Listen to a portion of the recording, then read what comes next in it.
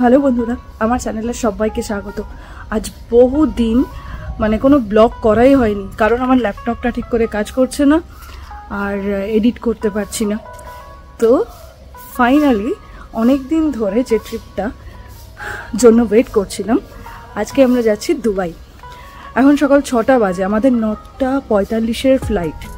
তো 5:45 check in time, কিন্তু অত সকালে উঠে বেরোতে পারলাম না। 6টা বাজে প্রায়। এখন আমরা আপাতত এয়ারপোর্টের জন্য বেরোচ্ছি। আর পুরো দুবাইয়ের যে ডিটেল, কোথায় যেতে হবে বা কি দেখার আছে, কি অ্যাক্টিভিটি আছে, সেগুলো তো অবশ্যই আমি শেয়ার করব। আজ 30শে মার্চ আমরা পৌঁছে গেছি দমদম ইন্টারন্যাশনাল এয়ারপোর্ট। অনেক দিনের ইচ্ছে ছিল দুবাই যাওয়ার, আর সেই ইচ্ছেটা পূরণ হওয়ার আলাদাই আনন্দ। আর অবশ্যই চেষ্টা করব এই ট্রিপের যতটা সম্ভব ডিটেল আপনাদের সাথে শেয়ার করতে for your next trip here. সবার আগে বলবো ফ্লাইট আর ভিসা নিয়ে। দুবাই একদম ওয়েল কানেক্টেড টু ইন্ডিয়া, আর বলতে পারি যে there are many options to suit every pocket. নানা রকমের ফ্লাইট রয়েছে: Etihad Airways, Emirates, Akasa Air, IndiGo, Air India, fly Dubai. আমরা প্রেফার করেছিলাম এমিরেটস। আসলে এমিরেটসে চড়ার একটা ইচ্ছে ছিল, আর টিকিট কেটেছিলাম মেক মাই ট্রিপ থেকে। যাওয়া আসা নিয়ে পার হেড প্রায় 32,000। কবে টিকিট কাটা উচিত? লো ফেয়ারের জন্য বেসিক্যালি 30 to 60 ডেজ আগে কাটলে একটু কম হতে পারে। অনেক সময় 2 থেকে 6 মাস আগেও কম হতে পারে, আবার ট্রাভেল টাইমের কাছাকাছি সময়েও কম হতে পারে যদি স্পেশালি অফ সিজন হয়। এরপর আসি ভিসা প্রসঙ্গে। ভিসা হলো আমরা যে দেশ ছেড়ে অন্য দেশে যাচ্ছি একটা পার্টিকুলার রিজন এবং টাইমের জন্য, সেটারই অফিসিয়াল নথিভুক্তিকরণ।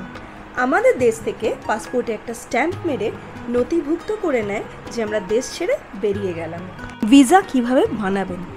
ভিসা অনলাইন হবে না অফলাইন হবে, সেটা যে দেশে যাচ্ছেন তার উপর ডিপেন্ড করে।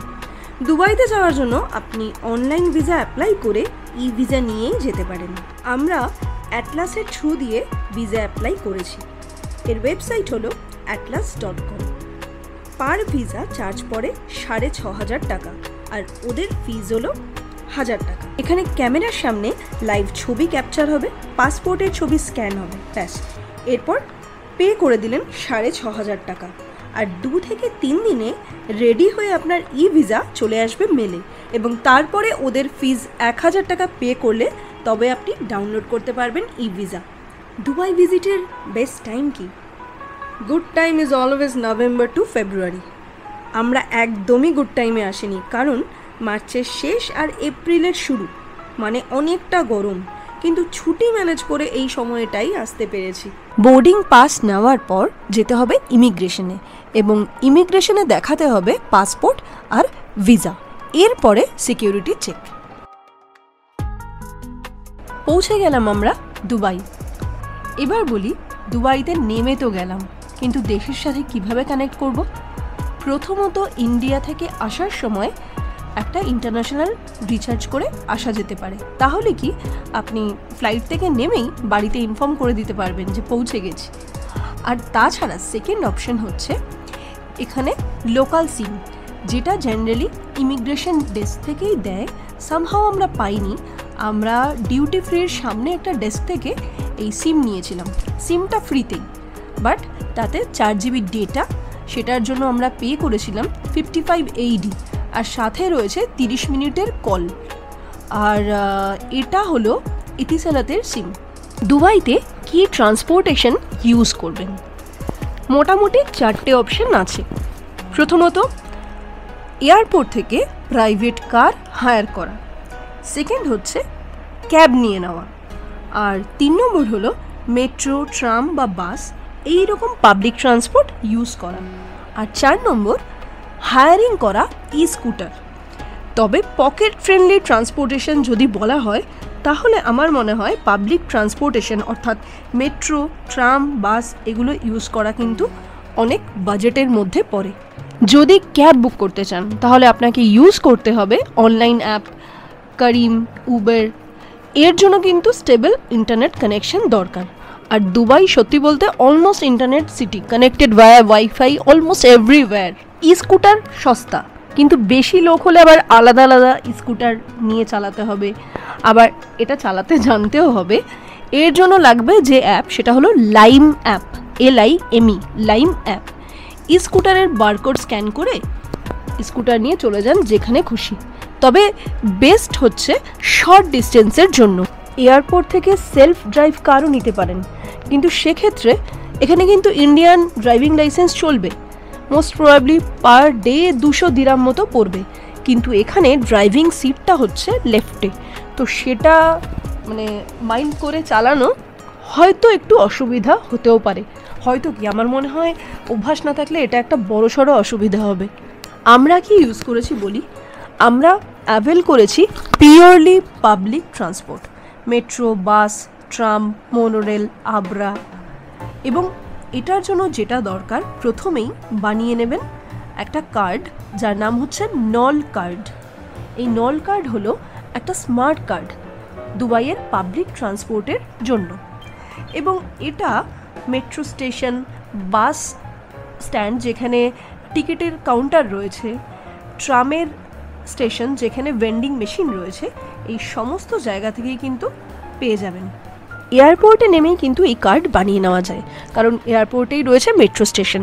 তো আমাদের ফ্লাইট ল্যান্ড করতে একটু ডিলেও হয়েছিল, সেজন্য আমরা প্রথমে হোটেলে গিয়েছি এবং তারপর যখন সেখান থেকে বেরিয়েছি, নিয়ারেস্ট প্রায় 600-700 মিটারের মধ্যে মেট্রো স্টেশন ছিল, ইউনিয়ন মেট্রো স্টেশন।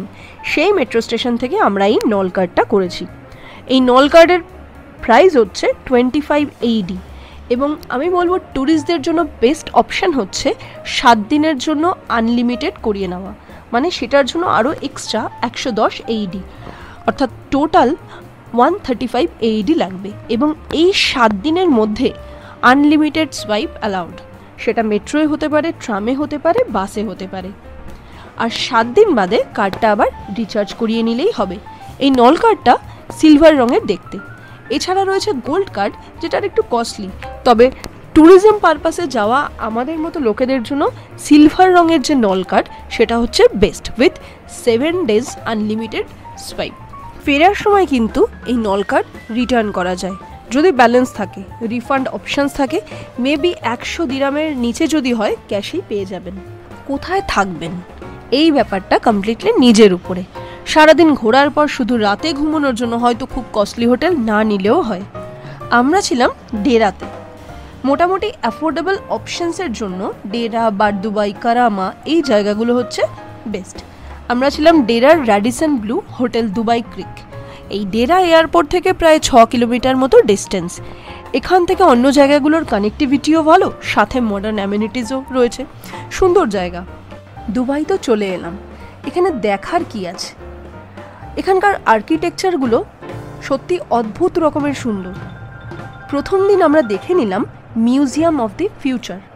এটা হলো সেই জায়গা যেখানে ভবিষ্যতে সায়েন্স, টেকনোলজি, ইনোভেশন কিভাবে ইমপ্লিমেন্ট হবে আর আমাদের কোথায় নিয়ে যেতে চলেছে দেখে ছুঁয়ে বুঝতে পারবেন। দ্বিতীয় দিন সকালে করে নিলাম স্পিডবোট রাইড এবং দুপুরবেলা পেয়ে গেলাম মোনোরেল চড়ার অভিজ্ঞতা পাম ভিউতে যাওয়ার সময়। এবং এরপরে দেখে নিলাম আটলান্টিস।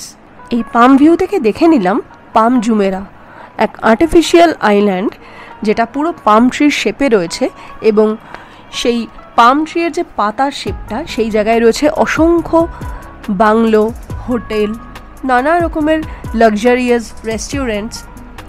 এই পাম আইল্যান্ডেই রয়েছে 5 স্টার রিসর্ট আটলান্টিস। থার্ড দিনে আমরা প্রথমেই চলে গেলাম স্কাই ভিউ অবজারভেটরি, যেখানে রয়েছে নানা রকমের অ্যাডভেঞ্চার, যেমন থ্রিলিং গ্লাস ওয়াক, তাছাড়া এজ ওয়াক, বিল্ডিংয়ের এজ দিয়ে হাঁটা, সাথে রয়েছে গ্লাস স্লাইড রাইড। এরপরে দুপুরের দিকে পৌঁছালাম বুর্জ খালিফা।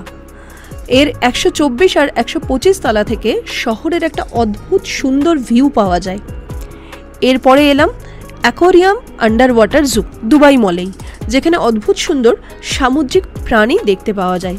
আর সন্ধ্যেতে দেখে নিলাম ফাউন্টেন শো বুর্জ খালিফার পাশে বসে। 4 নম্বর দিনে প্রথমেই গেলাম সকালে দুবাই ফ্রেম। এই যে দুবাই ফ্রেম, পুরো ফটো ফ্রেমের মতো একটা ফ্রেম, গোল্ডেন রেক্ট্যাঙ্গেল, কমপ্লিটলি সোনার। এবং এটা এইভাবেই বানানো হয়েছে, যার একদিকে রয়েছে পুরনো দুবাই এবং আরেক দিকে রয়েছে নতুন দুবাই।